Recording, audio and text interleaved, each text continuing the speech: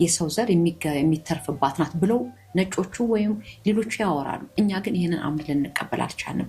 በምን ቋንቋ ብንናገር ሊገባን ይችላል? ስራ ራሳችን ልናውቅ እንችላል? ሁሌ ያሳስበኛል። የኢትዮጵያ ማህተም ትልቁ ማህተሟ ወራቷ 13 ወር ያላት ብቸኛ ከዓለም ብቸኛ ሀገር በጊዜ አቆጣጠር ራሱ ከሁሉም የምትቀድም ናት።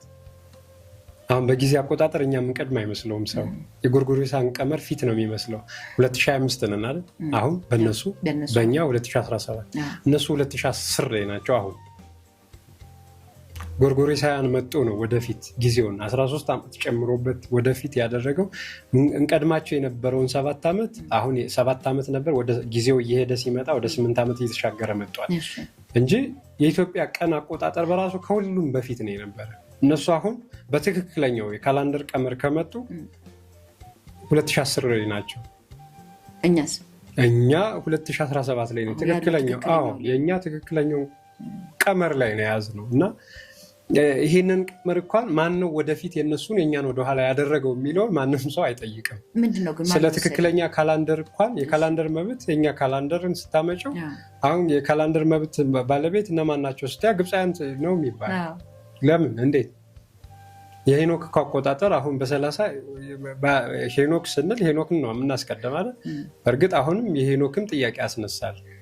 ለምን ሌሎች ሀገራት የኛ ነው እያሉ ስላስመዘገቡት ወደፊት በኮፒራይት የምንያዝ ይመስለኛል። የምሬን እኮ በምርቶቻችንም እንጂ 13 ወር የምትለው ኢትዮጵያ ውስጥ ብቻ ነው። የካርቶን ፊልም አሁን ትንበያ ላይ ይሰራሉ የምታያቸው የካርቶን ፊልሞች የለም? እነሱን ካየሻቸው ሁሌ የሚጠቀሙት ኮድ ቁጥር አለ። አንድ 3 ምን ማለት ነው? አልፋ የሚጠቀሙበት አንድ አይደለም። ሲምቦል አንደኛው አንድ ቁጥር አይደለም፣ አይ ነው፣ ኤአይ ነው። 1 የሚለው እኛ 13ን ክርስቶስ ነው የምንለው አይደል?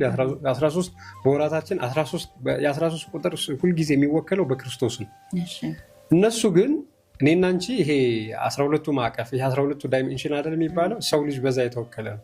13ኛ ብለው ዓለምን ይቀይራል ብለው የሚያምኑት ኤአይ ቴክኖሎጂ ነው።